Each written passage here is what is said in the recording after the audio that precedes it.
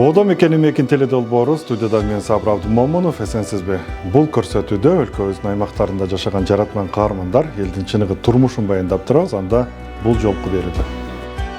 Чопого жан киргизген чебер, керамика өндүрүшүн колго алган Аксулук Нурлан Кадыбаевдин кыялы. Чопону өз айылыма таанытып, шакеттерди үйрөтүп, андан сырткары ошо экологический кичинекей этногородок куруп, кыргыздар мурда илгери кандай жашашкан. Үй бүлөдөгү ынтымак менен колдоо, айыл элине үлгү болгон Кадамжайлык Анарбаевдердин жашоо сабагы. Буну ошол өрүк менен биякта айранды сүзмө кылып, сүзмөсү менен аралаштырып туруп, анан кайнатып жайдык. Эми бул кургаса, бул балдардын ар бириге көтөрүп жегениге дагы жакшы. Көрсөтүүнү Ысык Көл облусунан келген тасма менен баштайын. Нурлан Кадыбаев Ак Суу районунун Маман айылынын тургуну. Ал чоподон идиш аяктар жасайт. Бул өнөргө ал Бишкекте Сүрөт академиясында билим алып жатканда үйрөнгөн экен.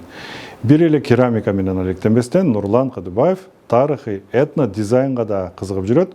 Архитектуралык дизайн өнөрүн сынап көрүү үчүн өзү жашаган үйүн жасап чыгыптыр. Нурландын дагы кандай кыял максаттары бар? УТРК Ысык Көл кабарчылары тасма тарткан.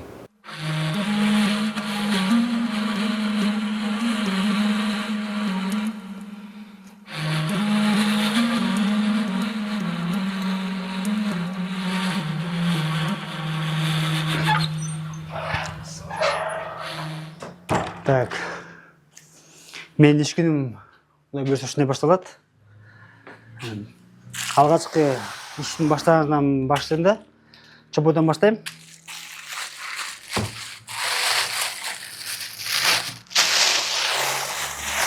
Чопо кап кетпеш үчүн ушундай салафанга салып алабыз башында. Өзүбүзгө ылайыктап чопону алып алабыз.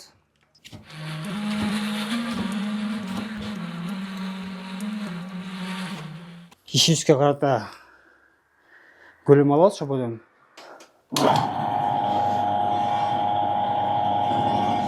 Чопону башташтын башында центрге коебуз чопону.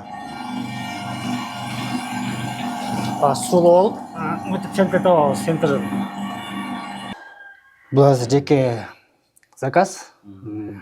Булар эмеде национальный магазиндер бар.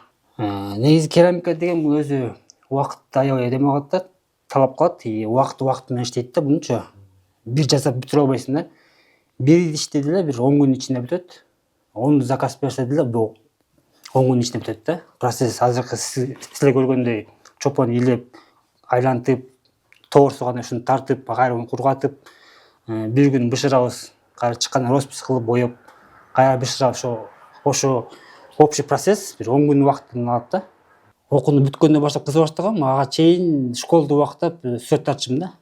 Сүрөт тарткан кызды аябай жакшы көрчүмүн. Сүрөт тартчумун постоянно, сүрөтчү болом деп.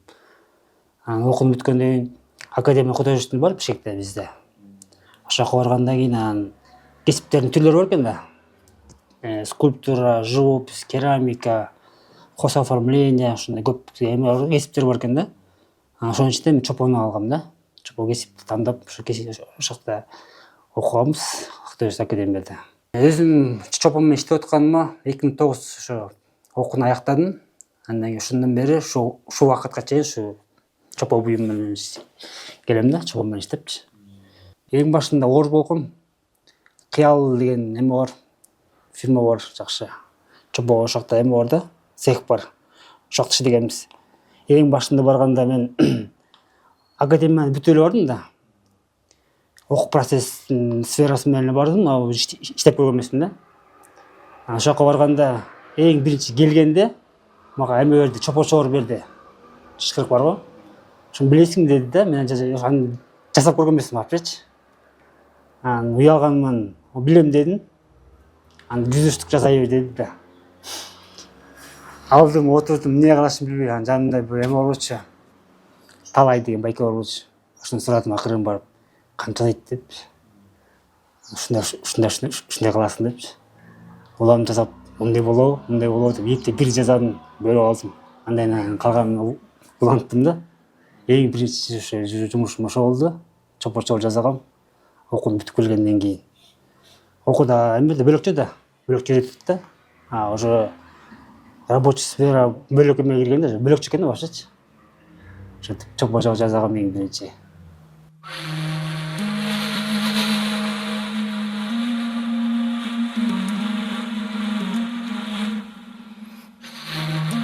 Азыркы процесс ошо печка болот. Ишибиз кандай бышып чыгат, кандай болот, ошо процессти көрсөтөйүн силерге. Алгачкы эмо кичинекей чыныйлар бар. Ошолорду бышыралы азыр. Печкам. Илгерки доордо печка десе эме деп ойлошот да. От менен көмүр менен жагат депчи. Азыр кичине заманбап болуп, азыр спиральдар чыккан. Печка ошо спираль менен, ток менен чыгат, одной фаза эле, обычный эле. Ошо процессти көрсөтөйүн силерге. Аккуратно тизебиз. Мунун дагы резко бышырбайбыз да. Өзүн где-то 200 градуска чейин өчүрүп күйгүзүп эме алабыз. Температураны шашпай көтөрөбүз. А то резко көтөрүлсө бул азыр ным болгончуктан сынып кетет да.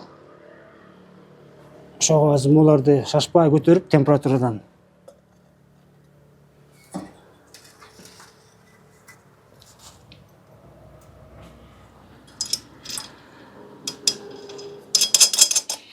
Мынакей азыркы салган ишибиз бышты. 900 градуска бышты. 4 саат болду убакыты. Өчүрдүк. Азыр чыгарган эмесин көрсөтөм. Муздагандан кийин бул өзү музайт өзүнүн эмеси мененчи. Мынакей силерге көрсөтөйүн бышканды.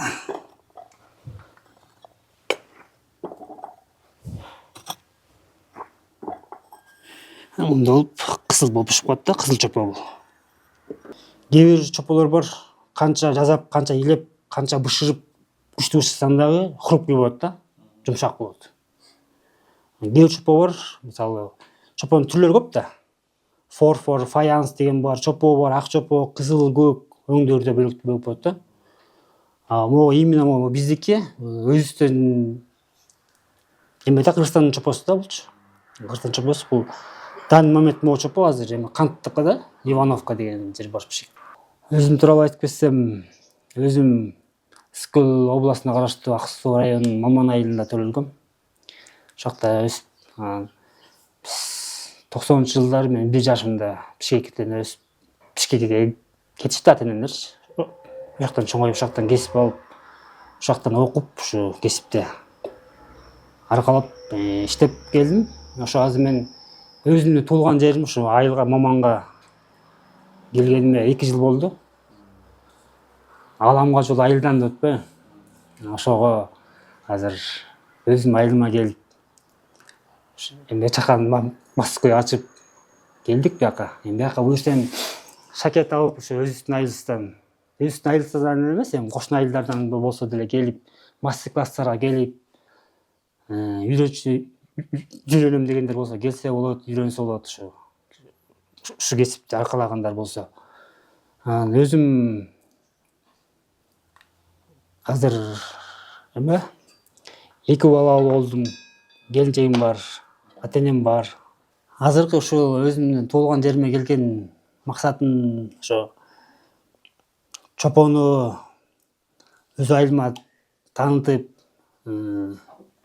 шакеттерди үйрөтүп, андан сырткары ошо экологический кичинекей этногородок куруп, экологический болуп ошо кыргыздар мурда илгери кандай жашашкан, кандай буюмдар менен колдонушкан, ошону аркалап ошо азыр кичинекей эме куруп аткам, экологический гостиница куруп аткам.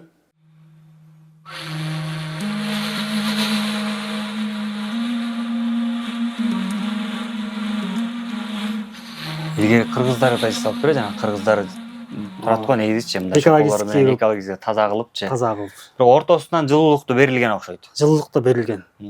Алдында жылуулук да берилген полго да. Бул ваннасычы? Ваннасы таштарды атайын тизип чыккансызбы? Бияка атайын экологический болсын деп ошо натура болсын деп ошо Канча Ташкент убакыт деген. кетет экен ушундай бир немени куруп чыгыш үчүн, ушундай чакан бир конок бөлмөнү? мындай конок бөлмөнү куруш үчүн бир если таза убакытын бөлсөң 1 ай. Бир айдын ичинде. Алгачкы коноктор келип атабы азыркы тапта? Азыр тапта келе элек ачыла элекпиз ошо. Бирок акырдык менен даярдап атабыз. Акыркы менен атабыз. Даярдап. Кудай буюрса. Эмгеги баалангандай болуп ошо бүт эме кылдым да, колго жаза алмай калдым да, бүт баарын өзүм жасап. Нурлан азыр могу үйдүн тегерегин бүт көрүп чыкпадыкпы негизичи? Анан могу уголокко ушул бир бурчтукка мен көзүм түшүп атат да. Бир кыргыздардын илгери колдонуп кеткен буюмдарын жалпы бир жерге чогулткандай экенсиз да. Бул идея да кайдан келип чыкты? Мисалы үчүн талканды мындай уштаган илгерки могу көп жыл мурунку ошо ээр окшойт. Да бир топ өзүңүз жасаганда ошо чополордон нерселер бар экен. Бул идея каяктан келип чыкты? Могу ушу бир атайын ушундай бурчтук кылып коеюн дегенчи. Бул бурчтук кылып койгон деген эмеси буюрса эме да. Келген турист, мисалы келген эл деле мисалы анча-мынча эметпейт да, кыргыз элдерди анча билбейт да.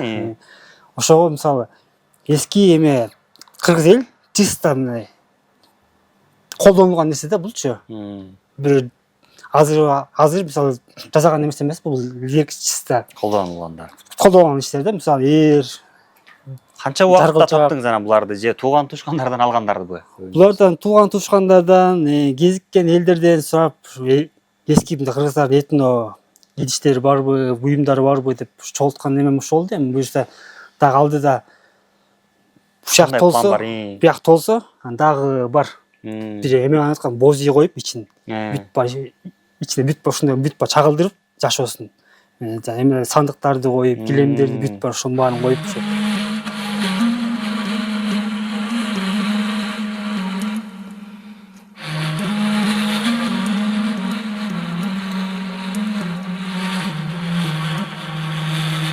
Кыргызстандын керамика тармагынын потенциалы өтө чоң болгону менен аны аркалаган ишкерлер өтө аз. Нурлан Кыдыбаевке бул багытты өнүктүрүп жатканына ыраазычылык айталы.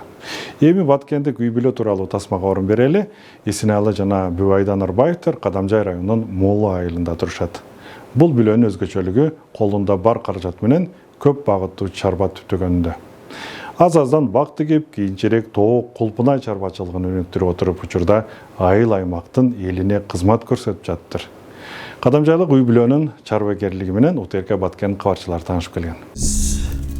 Мындай кулпунайга үйрөнүп алдык. Кулпунайды өткөн жылы эккен эдик. Бул жакшы нерсе экен. Мына бизде азыркы күндө эгиш керек да муну. Азыр эксек, май айдан баштап июнга чейин пишип берет экен. Бул келери деген сорт кулпунай экен. 1 ай түшүн берет. Түшүн ошол 1 жылдык сезондукун берип коет экен да 1 жылдык. Кудайга шүгүр, азыр 5 балабыз бар. Кыздарды турмушка чыгардык, окуттук. Анан көптөгөн адамдар катары биз Россиялап же башка чет мамлекеттерге карап барбадык. Ушул коргондо, ушул жерде ушу балдарыбызды ушул пешенетер менен гана карап өстүрдүк.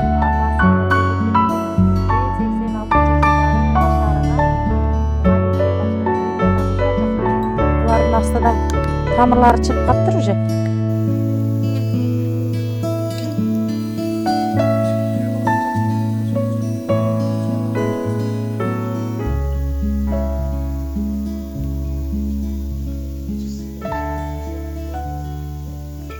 Бул баягы үзүп келген мурутчабызды кыркып туруп, мунун өзүнүн топурагы бар, мына ар бир немесини баягы чиринди беришеттер. Каптап келишип, чириндини гана отургузабыз. Анан бияка бочка коюп туруп, бочка аркылуу суу беребиз. Сууга топуракты жибитип бүтүп, анан кассеталарга бул киши баардык кассеталарга отургуза баштайт. Кийин биз кыркып, отургузуп, көчөт кылып буну анан жаңы жерлерге отургузабыз. Биз өзү 15 соток жер кулпунай экенбиз. Ал жерден быйыл 1,5 тоннага жакын клубника алдык. Биз ушинтип өстүрүп беребиз. Анан жок бизге 10 сомдон кымбат болот дегендер мындай эле мурутчасын жулуп эле капка салып туруп беребиз. Өздөрү ушундай кассета, ушундай топурак алып келишип жасашаттар. Көптөгөн адамдар алып кетип көбөйтүп алдым дегендер бар. Ушундай бияк сорттору бөлөк. Биякта Федерика, биякта Клери деген сорттору бар. Кыздарыбыз дагы бардыгы жогорку маалыматтуу. Чоң кызыбыз медик, ортончубуз химия мугалими. Россияда окуп келди, бул кызды Россияда окуп окуттук. келди. Кичине кызыбыз психолог, ал дагы медицина илимдерде иштесе болот экен да ошо окууда. Анан уулубузду Чоң уулубуз Кадамжай районунда баягы Кыргыз лицейин 6-класска барып кирди, ошо жерден мектепти бүтүрүп, Кыргыз мектептеринде. Бишкекке Манас университетиге тапшырып, ал жерден Манас бүтүрүп, анан Түркияга барып магистратура бүтүрдү. Кийинкисине иштеп доктор илимин дагы бүтүрүп, докторда илимин алды. келинибиз дагы ошол эле университетте окуп, ал айыл жерлерде суу жана таш эмелерин изилдеп, геология деп ошол жагын бүтүп, быйыл кышында ошол балдарын карап турдук. Ошондо барып ал дагы доктор жактап келди. Уулубуз азыркы күндө ошол Манас Кыргыз-Түрк университетинде өсүмдүктөрдү коргоо факультетиде агроном баягы декандын орун басары болуп иштеп атат. Бул быйыл азыраак салыптыр. Анан бул талгарка деген амурубуз, бунусун лампочка деп койду экендер. Сууга салыптыр да бул. Мурда көбүнчө сабыз карточка менен дыйканчылык кылып жүрөт элек. Азыр 50-70-80% бокко өтүп кеттик да. Алманы мындай эгип, мындай түрлөрү. Мына бул 5 жылдыз, золотой грим, бойка, семиренке бир 5-6 түрү бар энди. 150ден 200 түпкө чейин болуш керек. Барды кошулганда жылда бир 10 тонна, 15 тонна төгөрөдө алма алып, Бишкектен келип балдар ушүйтө заготовка кылып кетет. Анан Өзбекстан алат көбүнчө, кийин калгандарын Өзбекстанга өткөрөбүз.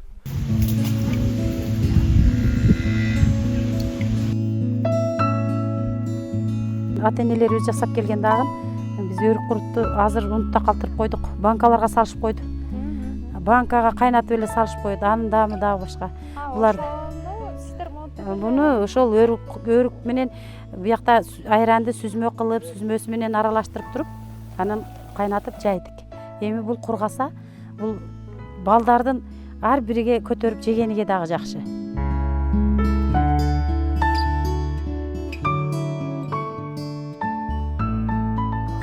Мына биз бантип тоок кылып, тоок кармап атабыз 2 жылдан бери. 400 тоок бар.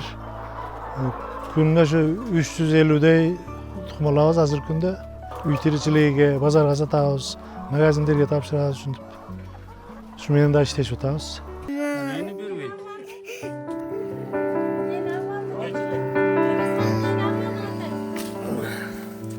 Ооруга тезирээк Бактылуубуз, жакшы жашоо. Бирок мындай жашоо үчүн өтө адамдарга сабырдуулук керек. Азыркы жаштарга айтарым, кичине болсо дагы сабырдуу болгонго аракет жасаш керек да. Үй бүлө бул биздин өзүбүздүн бир үй, мамлекет ичидеги өзүбүздүн бир мамлекет. Балдарыбыз оорубаса, өзүбүздүн дагы ден соолугубуз чын болсо,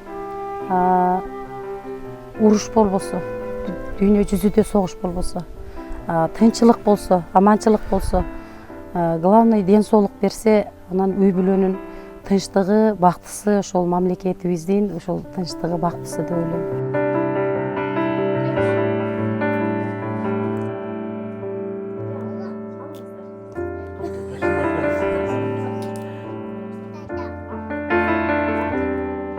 ийгилик жана байгерчиликтин артында үй бүлөдөгү ынтымак менен колдоо турарын Исенали жана Бүайдан Арбаевтер далилдеп отурат. Узак жашоо тилейли. Көрөрман, сиз да кызыктуу каарман билсеңиз кабарлап кетиңиз. Башка көрсөтүүлөрдү, тасмаларды УТРКнын YouTube каналынан таба аласыз. Сөзсүз катталып алыңыз. Студияда мен Сабыр Абдымолов иштедим. Эсен туруңуз.